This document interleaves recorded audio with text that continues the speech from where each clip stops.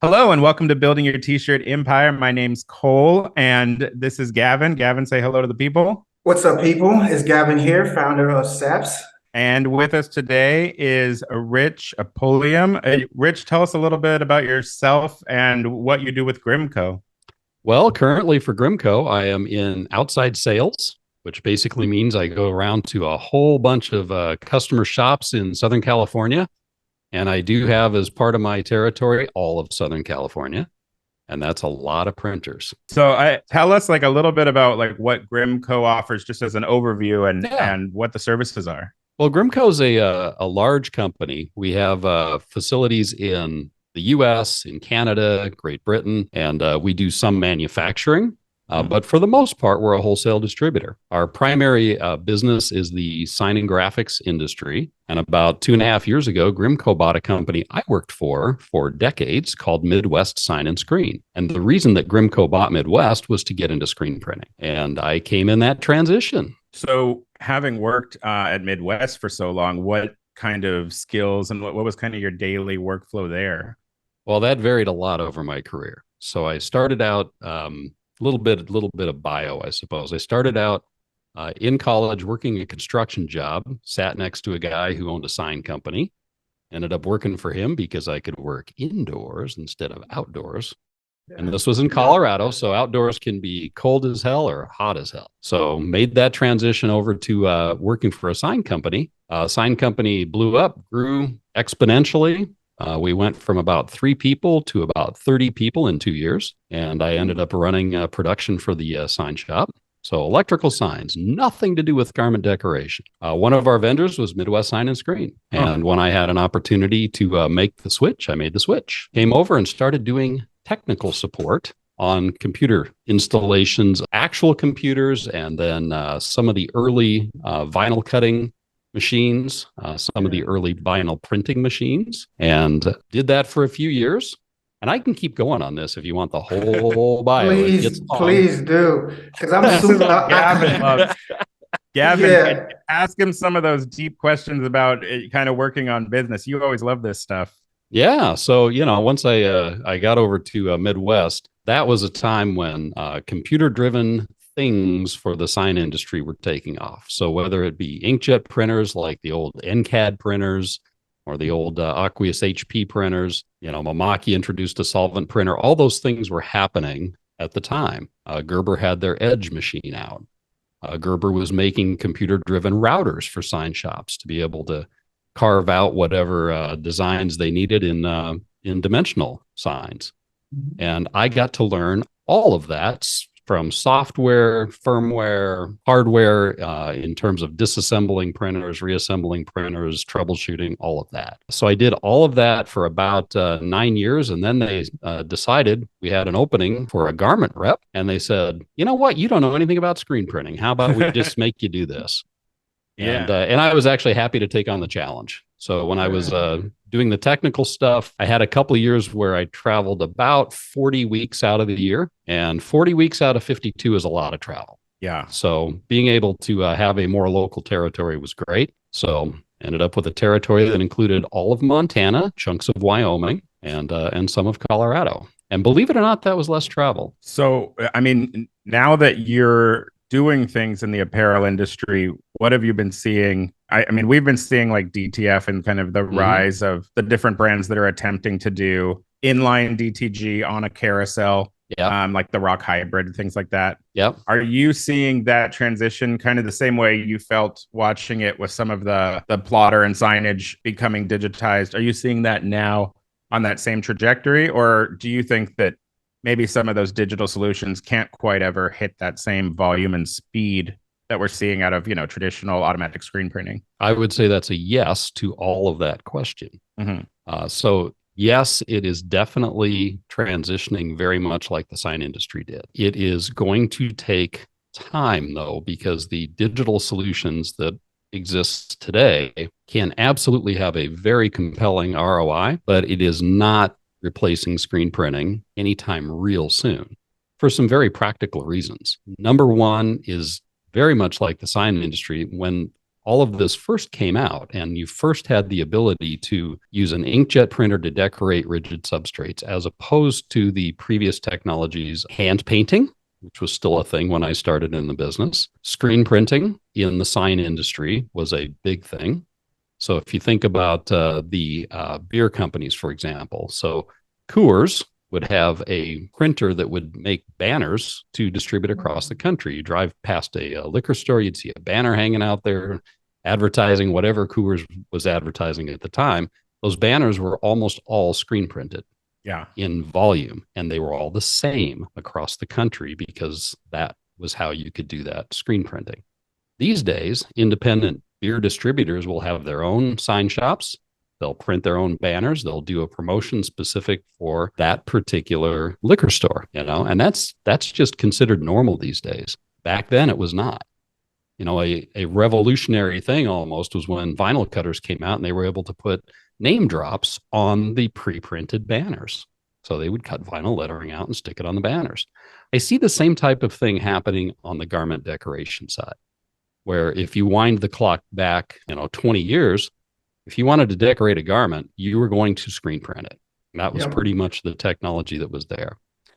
Fast forward a few years, and Brother introduced their GT541, and that aqueous printer, direct to garment, kind of changed the business. Now, it was just a CMYK machine, but at least on light colored garments, you could have a one-off print. Sublimation was tracking sort of along the same lines, where that technology was coming out in an affordable way at the time that the GT541 was coming out. So similar time frame. The GT541 was somewhat revolutionary in that it was the first, in my opinion, the first production printer that could print on a garment, and you could have a really good ROI, and it was a very consistent machine. It didn't fail very often, as opposed to some of the older machines that people had kind of cobbled together. Yeah, those Frankenstein. The Frankensteins. They didn't do very well. That was sort of tracking along the same lines on the sublimation side. The first sublimation printer install I did was for a garment company called Pearl Izumi that still is very active in the cycling gear. And that sublimation printer, I think, went in about 1997. And it was an NCAD with third-party inks, and it did a decent job. And that changed their world because they could sample what they wanted to do. So they didn't use it for production, but they used it for sampling. So that was really the first connection I had to that kind of technology for garment decoration. Fast forward to today, and we're seeing a similar transition with DTF. And we're also seeing a similar growth pattern with DTF. So, you mentioned the Frankenstein machines. Right. And Cole, you are so right on, because the first generation of DTF machines were pretty much that, They're pretty bad. Yeah. And still to this day, I would say 80% of the machines that are out there, you could tag them with that.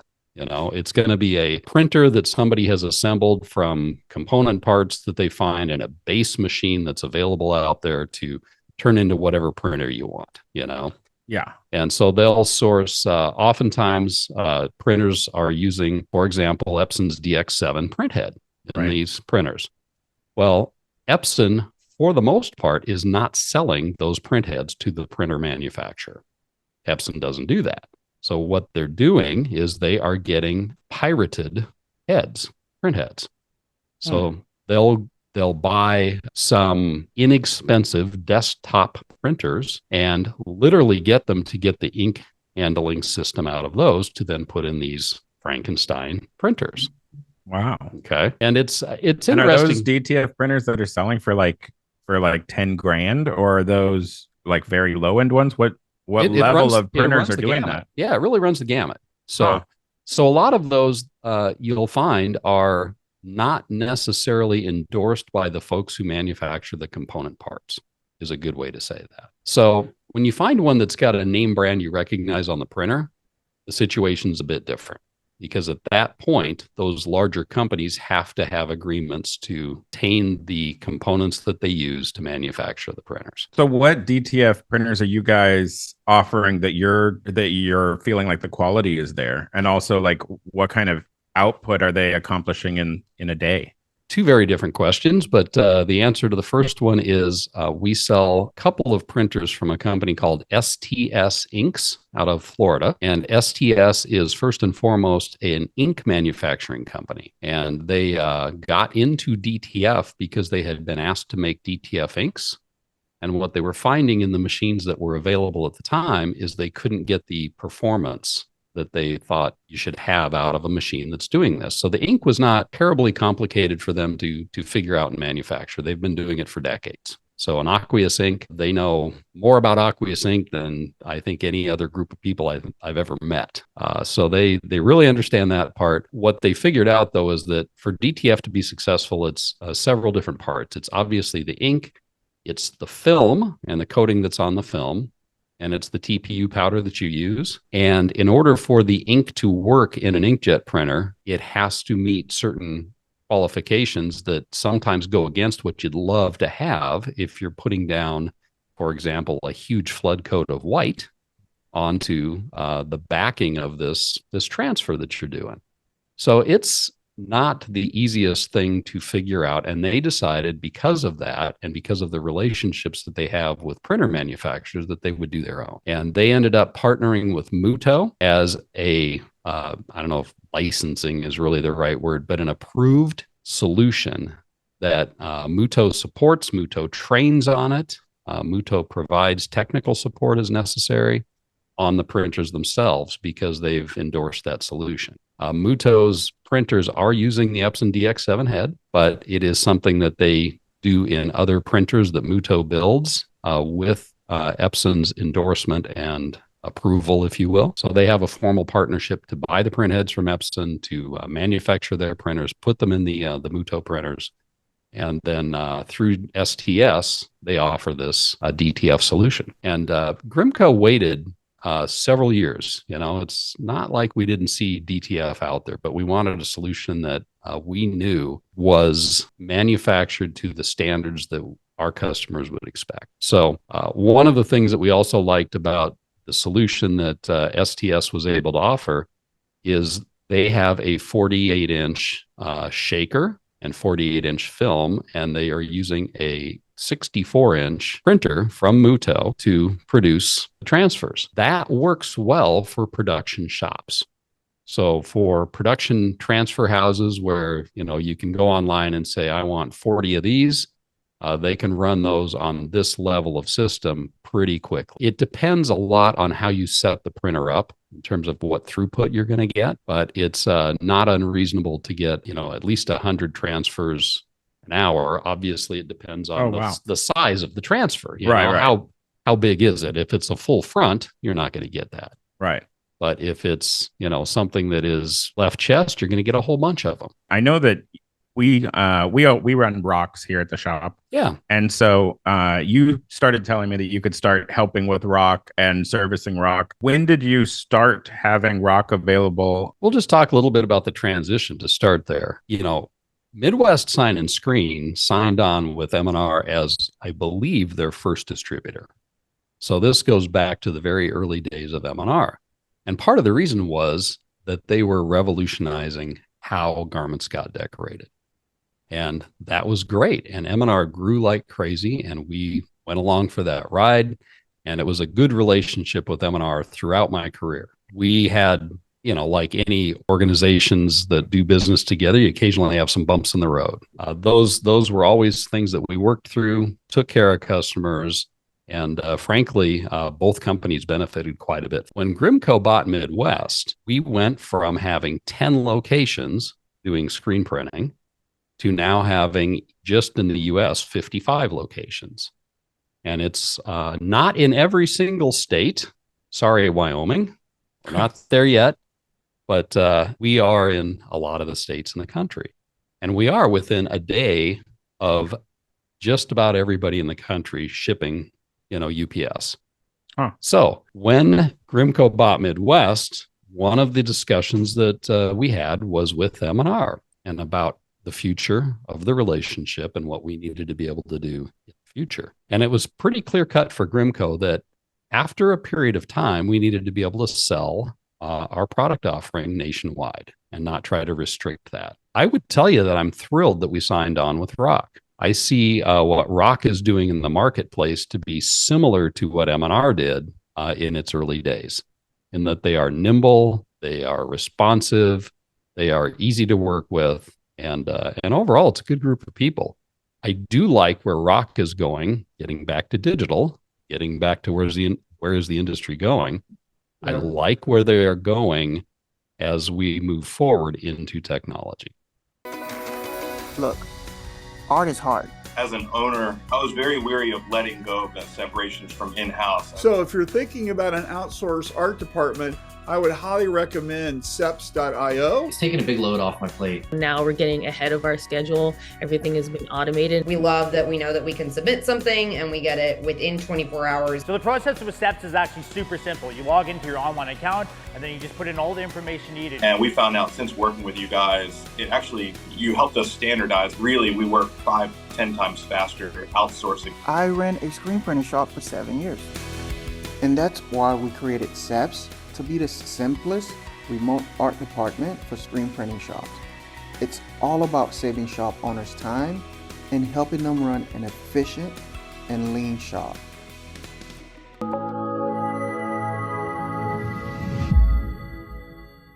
Did you want to jump in with some questions about business and workflow? Well, I don't know if it's about business and workflow. I'm always more curious about like what's happening in the mind, right? So I ran a rock shop. I had a couple of rocks in my shop, ended up selling that business, right? So all throughout this whole thing, for me as the entrepreneur, I'm feeling a whole bunch of bumps and bruises along the way as I'm growing my business. What I'm hearing from you, right, is, man, you going over here learning this, you're going over here learning this. Now you're a territory manager learning this, which I happen to think is really the best way to sell because you know your product or you know the industry, right? So I would say out of like your whole journey throughout your, however long you've been doing this, what's been your favorite part in this whole thing? Yeah, I don't like to tell people it was coming up on 30 years. So, Well, you started when you were 10. Yeah, I started young. Yes. Yeah. Well, one of the interesting parts of my journey was I had a territory, as I told you, doing garment decoration sales in the Rocky Mountain West. And it became apparent that one of the needs at Midwest was to have somebody professionally manage the product offering across the board. And I somehow managed to learn things about products, regardless of what it is. People tell me that I have product processes just in my head that make sense all the time. And that's kind of the case. For whatever reason, manufacturing processes just make sense to me. So I can, understand how those work and how the products relate to that. So for my last 8 or 9 years at Midwest, I managed all of the products. So whether it was sign and graphics, digital, screen printing, whatever it was, that all rolled up to me. And that led me to the opportunity to work with the manufacturers of the products across the board. And I learned so much by doing that because I'd seen it from the customer standpoint. I'd seen it from certainly on the sign side standpoint from doing the work, but to then understand it from the manufacturing standpoint was fascinating. And I learned a lot. And that I just would say that that's what's made it very comfortable for me to see how technology is affecting the garment decoration side of the industry, because I have the perspective from the sign side, but also because I understand a lot of the base technology that is going into this. So, how are the droplets expelled out of the print heads for an inkjet printer? And what's that look like when you increase the viscosity of the ink like you need to do for garment? And you need a lot more volume to go on a really porous T-shirt than you need to put it on a vinyl decal, Right. So the amount of ink that has to come out of these print heads is extraordinary in comparison. Just understanding that background technology has made a big difference for me. And that's how I can walk into a shop, I don't care what size it is, and be comfortable in the shop. One more little note, and this is sounding an awful lot like an egotistical ad. In a public position, right? And a public facing position.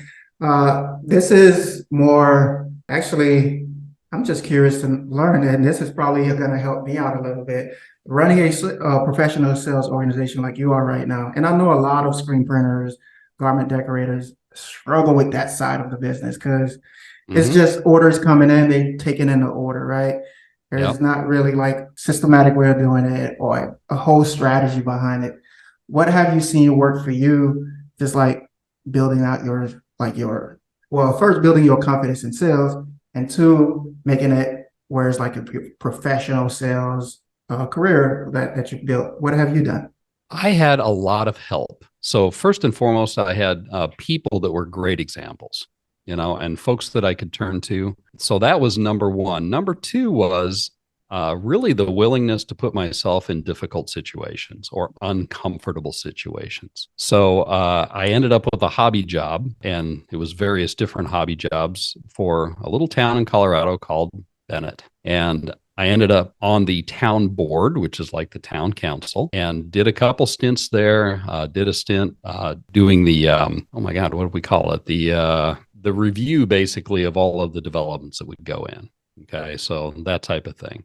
So planning commission was the word I was looking for. So yeah, on the planning commission, working on all of that, and all of those things were public facing, and that was difficult for me. But I learned how to speak fairly comfortably in public. And from a personal development standpoint, that was the biggest thing for me, was to be able to put myself out there. Yeah. So I highly recommend that.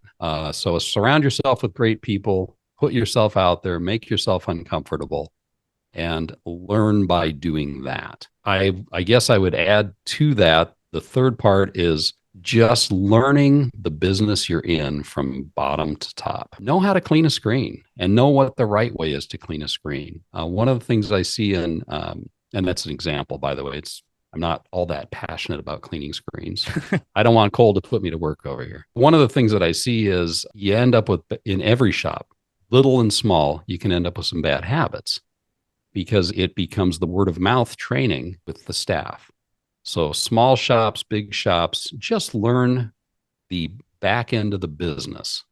And I know as an entrepreneur, that is a very difficult thing to do because you have finance to learn, you have the accounting to learn, you have banking, you have customer relations, you have website development, all of these things to learn. But I think if the core of your business is manufacturing a product, know how that works first and put the processes in place to make that as efficient as you can, and then stick with your process.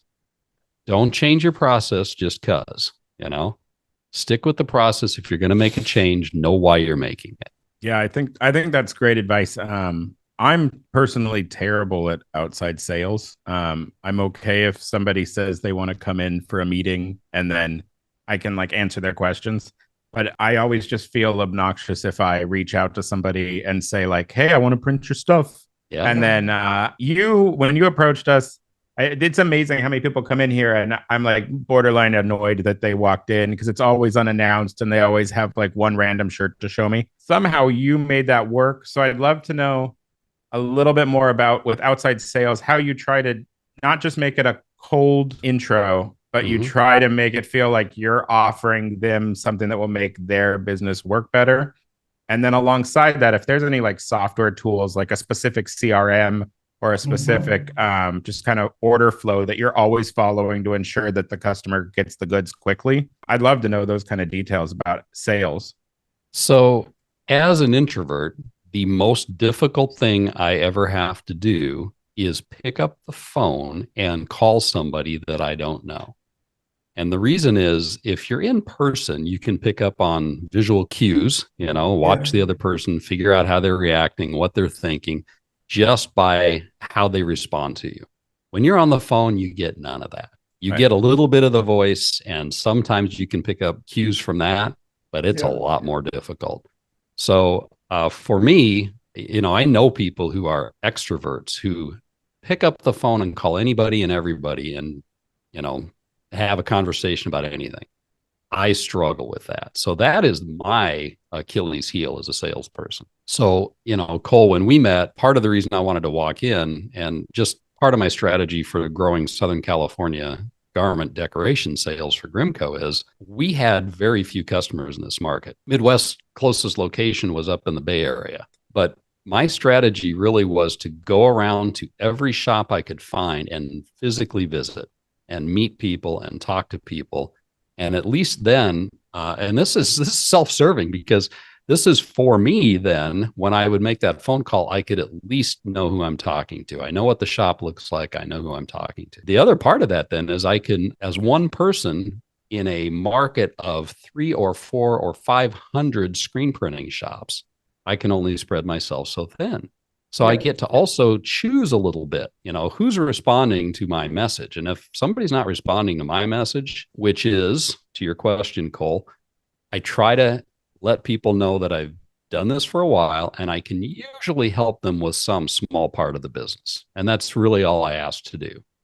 I don't mind going into a shop and spending a couple of hours and consulting for free and say, this is what I've seen work. These are the processes that I know work. This is what you might want to try in your shop. So I try to do much more of the value added selling as opposed to the call them and call them and call them and call them until they finally give up and order something from you. Right. It's not my approach. And I might be more successful selling a volume of stuff doing that, but I certainly wouldn't be as happy doing it. And so when you get contacted by a client, I mean, I don't know if you want other people to do this, but I'm just texting you orders. So maybe that's not what you want to encourage, but what is the workflow so that the orders are getting processed? And is there even like a CRM involved, or are you handling a lot of that just by filling out order forms that are created for the sales invoice? How does that work when somebody is ready to buy? Well, it's actually fascinating at Grimco. Coming from Midwest, I got to see behind the scenes of a lot of the development of our IT systems, our ERP systems, CRM, our outbound marketing efforts, our online marketing efforts, how to use SEO properly to get some business for the company, right? Come over to Grimco, I'm in a completely different role. And what I can appreciate, though, is how much of that is done and how much of that is done very well. One of the superpowers that Grimco has is several years back, Grimco was using an ERP platform. So the platform that the software that the company really runs on, it manages the finance and inventory and billing and all of that. ERP platform is very robust, but to make changes to it was challenging.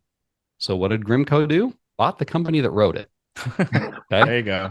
So that's it. They bought the company. They said, look, we need to be really good at this programming thing. So let's just buy the company. So they did. Bought the company. So now we have our own team that writes all of our software. So going to the question of, how does the order get processed? We're actually in a little bit of a transition now. We still run the same ERP software as the base for everything. But what we're doing is we're putting interfaces on top of that for the customers to order on the website. And if you haven't been to Grimco's website, this is the advertising part. It's a very robust website. It can do about as much as you'll see on a website like Amazon in terms of order history and getting invoices, getting statements, any of those sorts of things that you would want to do, returning items, all of that is available on the website. And that's all custom programming that we've done to optimize what we can do for our business. Same thing with our CRM. So on the back side, we have a CRM system that is also integrated into our ERP system, that's integrated into our website, where we can see how customers are responding to things, where we actually use our CRM system to place orders if we want to. So, Nice. Cole, if you send me an order, I actually have a choice. I can use the back-end ERP system, which has clunky, ugly looking old interfaces, or I can use the browser-based CRM system that we've developed to place the order. And that is really one of the biggest strengths of Grimco, is just being able to make changes quickly and adapt to the market quickly and adapt to employee needs quickly. So I've seen just give you an example. In the last 2 months, I've seen 3 re-implementations of our CRM system with additional features.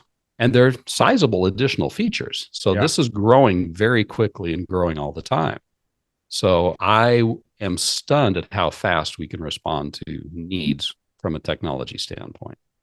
So I love that. Yeah, I mean, Gavin can probably speak to this a little bit better because you're building your own platform for SEPs. Gavin, what's your experience been with building software and kind of how to optimize your own order flow? Do you have any additional questions on that? So my experience with it, I'll say in some ways, I lucked out because I got a base, and what I had to do was add the additional just add-on to it. So that made it a lot easier, but it also is a little bit difficult working with a remote team of developers that's not in-house, and you have to kind of manage just that whole thing whenever you need something. My whole philosophy when it comes to any online tool anyway is to try to keep it as simple as possible anyway, right? So our whole thing for our customer is to just kind of make the experience super easy for them and make our internal team is really a project management tool. I could have just used a simple project management tool from out the box if I really wanted to, if you really think about it. But I really wanted something custom. But the challenges is working with a remote team of developers that you don't have a long relationship with. It's kind of hard, right? If you have the relationship for a long time, then you could kind of like almost communicate in code without it. And they could be like, they could kind of get what you're trying to do and they understand what the business is. But when you have to explain what the business is, explain what problem you're trying to solve, explain how it's going to be internally, what we need internally, explain what the customer needs and not overwhelm the customer, that it's tough. It's really tough. But I think I'm happy with what we got, and we could build more on top of it if we need to. So, kind of building off of that, do you guys have an internal structure for making suggestions to this tech team that is going to be making advancements? And how do you do that without just constantly complaining? Well, there's two parts to that. The first part is that the folks that are on the development team, they really want the feedback. Right. Okay. So if something's not right, they want to know it, and they want to know it as fast and as detailed as possible. So we actually use Atlassian as our platform to lodge a ticket. And, that system works really well. It's very simple for somebody like me to say, I ran into this. Here's what I experienced. Here's what happened. And I've used it twice in the last day to give an example of how frequently and how much feedback, do we give to the development team. So I did a ticket yesterday because we had a credit card that would process correctly through our back end ERP system, but would not process correctly for the customer. And it kept kicking back. We were able to determine through that ticket system that it actually is an issue with their card. And so what we were asking for internally was simply zip code verification. What we require on the website is both zip code and CVV verification to both match. And that helps to reduce fraud quite a bit. Right. But I put in a ticket because I didn't know why it was working one way and not working the other way. And it took, less than 25 minutes or so business time. I actually put the ticket in about 6 o'clock last night. But when I got into work this morning, the answer was there, and it had happened very quickly. And the answer was basically just what I said. We required more on one side. So I was able to give the customer the feedback that, you might want to contact the bank because something seems to be weird with your CVV. And I had him on the phone. He's reading it to me. So I know he's giving me the right CVV, right? Right. But it's that type of thing where we have a problem. We submit it, we get an answer, we get the answer to the customer, we take care of them that way very quickly. So, from my perspective, I think it's great anytime you can speed answers to customers on any issue that they're having. So if they see something, the quicker you can get them an answer as to, okay, here's what happened, here's why it happened, here's how we avoid it, here's what next steps are. I think that's always so much better. Yeah, absolutely. So wrapping things up, if you could let people know how to get a hold of you and also just kind of the general contact info for Grimco. Yeah, let them know how they can get a hold of you. So getting a hold of Grimco is pretty easy. Grimco.com is the website. and you'll find contact information there. If you want to contact me directly, I always welcome that. And it is rich.pulliam. I'll spell that Pulliam at grimco.com. Send me an email. Yeah, Gramco, I'm still trying to get a full picture in my mind. Like, what are some of the things? Because I know you offer a lot of things, services, products. Like, list a few things that people get from you. Oh, sure. Yeah, so I'm going to stick with garment decoration. So from an ink standpoint, Avient is our ink partner. We carry Wilflex and Union lines in Avient inks, in addition to their Infinite FX specialty inks and their Zodiac silicone and water-based inks. From an emulsion standpoint, we have our own manufactured for us, and we also offer Kiwo and Yolano. And from equipment, we talked about Rock, but Grimco is also a huge Hewlett-Packard distributor. So if anybody's looking for HP equipment, we have that.